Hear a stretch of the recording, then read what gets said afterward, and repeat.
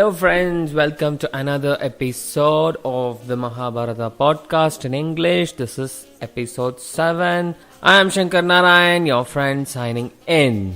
We are so lucky that we are born in a land which has a mantra for, peace, what we call as Shanti mantra. If we look into this Shanti mantra, it says Asatoma Sadgamaya, Tamasoma Jyotirgamaya, Mrityoma Amritangamaya, Om Shanti Shanti Shanti. So the first line says, get me from ignorance towards truth. Now that's very interesting. Actually, if you see, the opposite of ignorance is knowledge.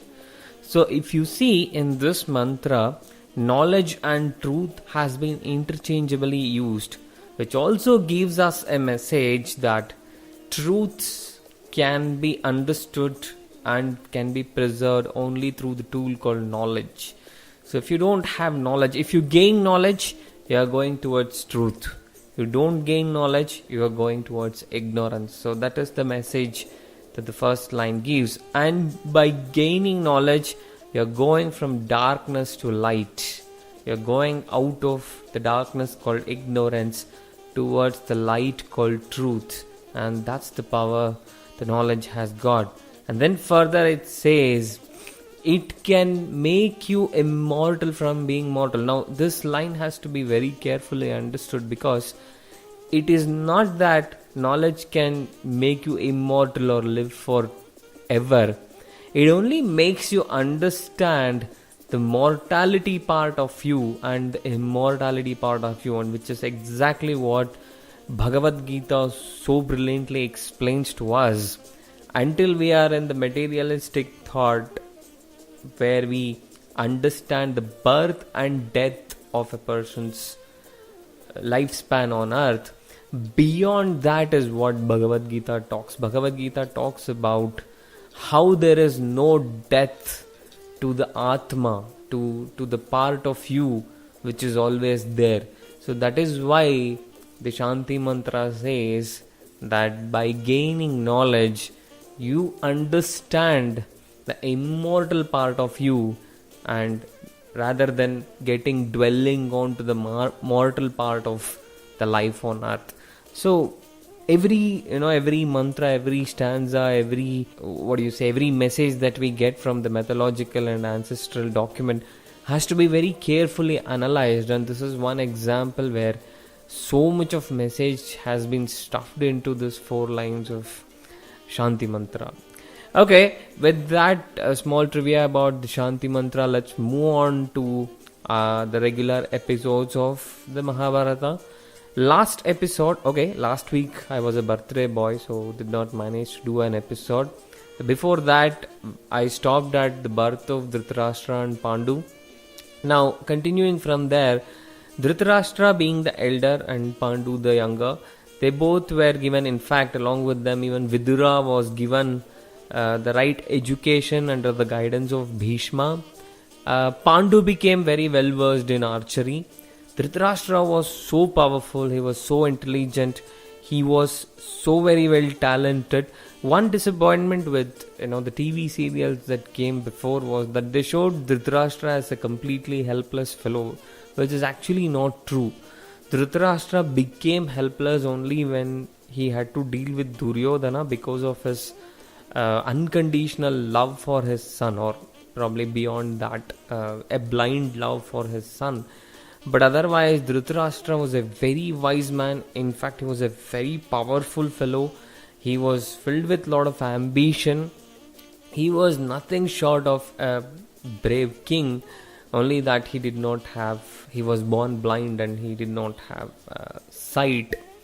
Now Pandu being, he was born pale, but he was still a person who could cope up with the education, and he became very well versed with archery.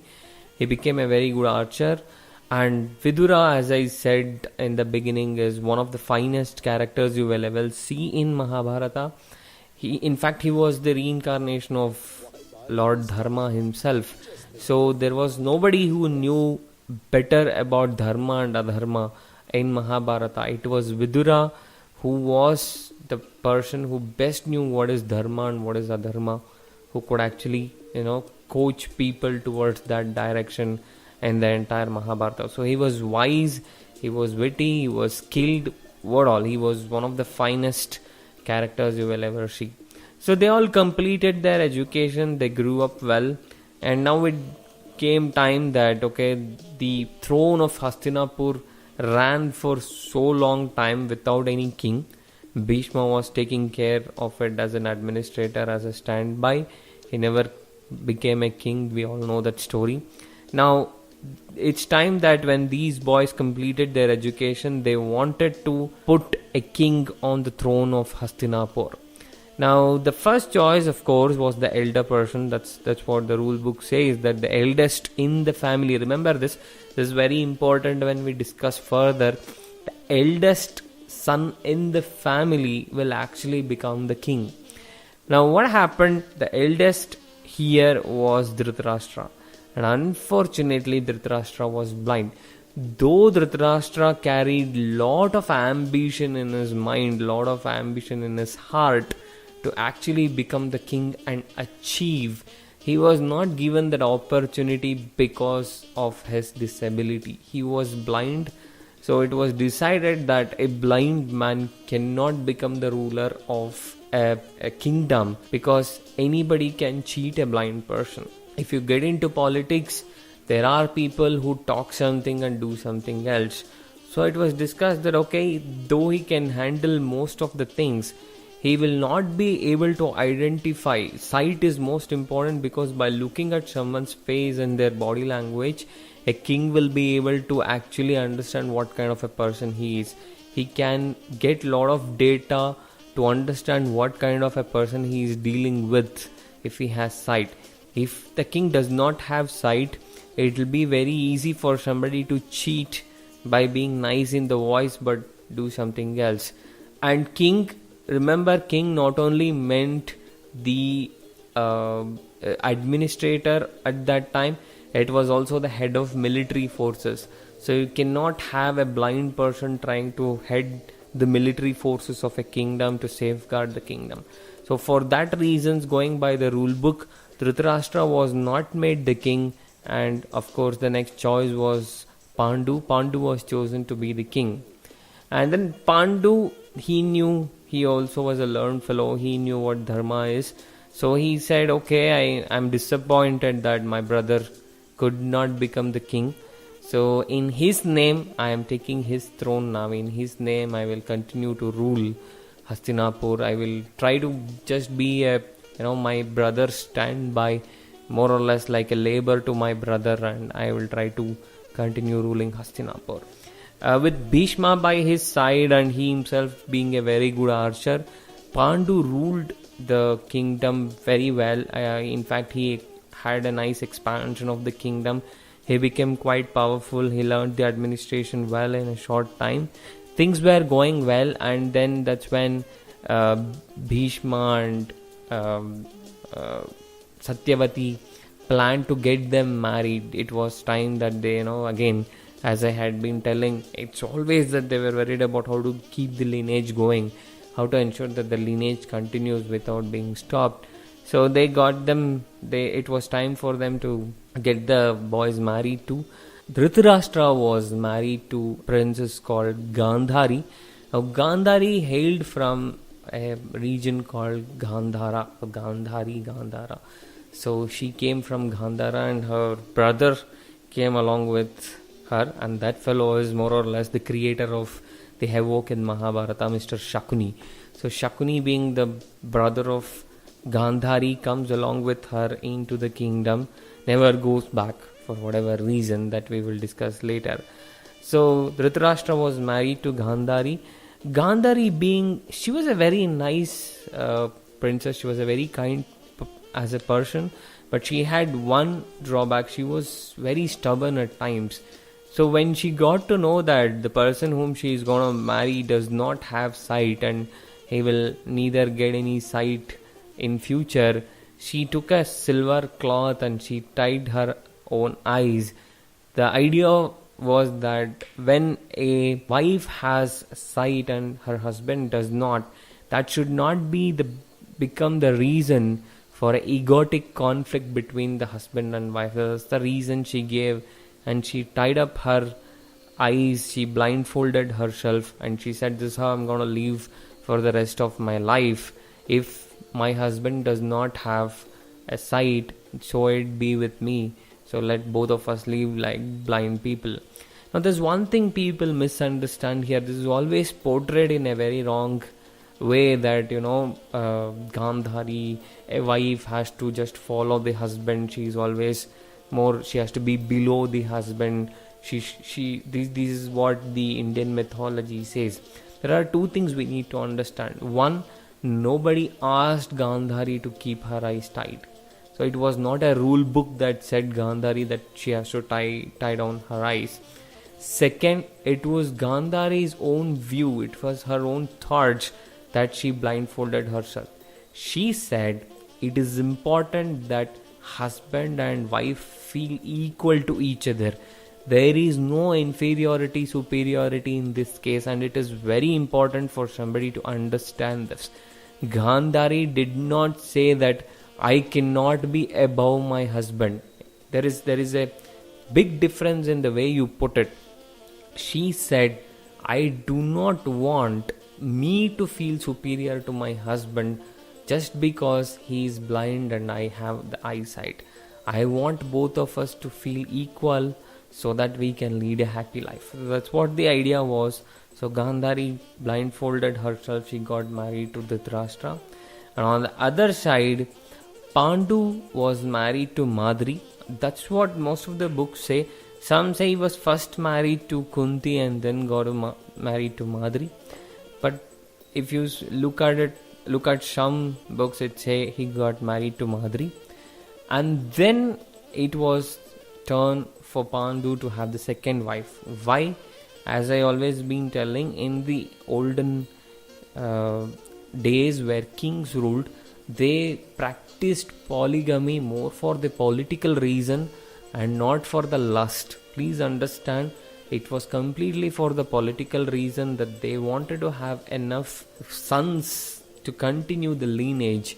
If someone dies in a particular war, they wanted the standby to always be there. They wanted someone to be there to take up the throne of the brother and continue. So this is the whole story behind polygamy being practiced, was completely the political reason. Now, he got married to the princess called Kunti, who was a daughter of Kunti Bhoja. In fact, Kunti was brought up by Kunti Bhoja. She was actually Kunti Bhoja's brother's daughter. He adopted, since he did not have children. Kunti Bhoja adopted Kunti, and that's why she was called Kunti. And he grew her up, and when it was time for her marriage, he arranged a Swayamvara, and in Swayamvara, Kunti chose Pandu for herself, and she came to Hastinapur as well. In fact, Kunti's original name was Pritha. She was very beautiful, in fact, and her biological father was Sura, and Sura happens to be the grandfather of Lord Krishna, and that's why Kunti becomes aunt of Lord Krishna. So the Pandavas become cousins to Lord Krishna. So that's how the relationship goes.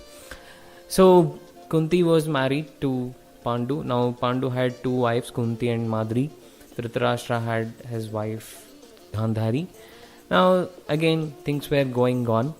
Now at this point, before we move on to the next step of what happened with Pandu, Dhritarashtra and about their children, there's something that we got to talk about, which is a flashback story of Kunti.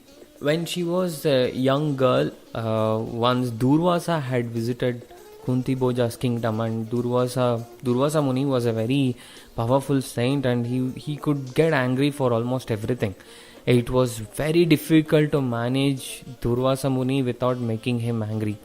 Now that task was given to Kunti by her father Kunti Bhoja. He said, I don't know what you do. For the next 1 year, Durvasa Muni is going to stay with us. You got to ensure that you will take care of him without making him angry. And Kunti was so very intelligent, and she managed it so very well. And at the end of 1 year, Durvasa himself was surprised that you girl, you have not made me angry even once. People fail to handle me like this. I am so very surprised and so very pleased with how you took care of me for the past 1 year. So I would love to give some boon to you, knowing your future. I mean, usually sages don't do anything without knowing the future. So they have Durvasa had a fair idea of where the future is heading towards. So he said, knowing your future, I'm going to give you a boon that you can bear child in your womb by just using a mantra which I'm going to, verse which I'm going to educate you with. By using that, you will be able to bear a child in your womb. And the father of the child can be any powerful element, natural element that you would want, or any demigod that you want. It would carry the the DNA information from any of the powerful elements or the demigods you want. That's the kind of mantra I'm going to educate you with. And he gave that. Now Kunti, being a teenager at that time, and she was very playful, so kind of maybe the revolution had started at that time, so she wanted to test it. She said, yeah, how can somebody give a mantra like that? Maybe he just wanted to tell me something just to make me happy. I don't think this is really going to work. She became too curious and she couldn't stand her curiosity. So she thought, okay, let's see what happens. And she ended up reciting mantra, remembered Lord Surya. She wanted a kid that carried the elements of Lord Surya. And it so happened that she actually started bearing a child in her womb. And she was shell-shocked to know that. Now, she actually repented for what she did. She did not think that the mantra would work, but unfortunately it worked. And Surya Deva himself came before her and said, see, you asked for it and you have it now. Of course, you will not lose your virginity. You will still be a virgin after you give the birth to the child. But you have to give the birth to this child. You have no other way. So Kunti managed to hide this from everyone. That is something which none of the books talk about. Even I am trying to figure out the right direction of how she could manage to hide this from everyone and give birth to a child. But that's what it says. Once she gave birth to the child, she was really worried about the society. She did not want to go and announce in the society that she was a mother without being married to anyone. She had a child that she wanted to grow. So with a very heavy heart, what she did, she put the baby in a box, wooden box, and she put a jewelry along with it. So she thought someone, at least for the sake of jewelry and money, would take care of the child. And she put the baby in the box and she left the box in the Yamuna river. One more thing, the child itself was born with some ornaments. I mean, that was very surprising, since it was the baby carrying the features of Lord Surya. It was born with jewels in its chest, a protective layer in its chest, which was called the kavacha, and then he also had earrings, which was very shiny, bright shining earrings. The baby was born with it, so that showed that the baby carried the DNA of Lord Surya. And she left it in the river, and then she got back to her normal life. And that is after that is what she got married to Pandu. So now this is where probably I stopped this episode, where we have Pandu marrying Kunti and Madri, Dhritarashtra marrying Gaandhari. Gaandhari blindfolded herself to ensure that there is an equality between her and her husband. And then Shakuni, who happens to be the brother of Gaandhari, came along with her into Hastinapur but never left from there. So this is where I stopped now.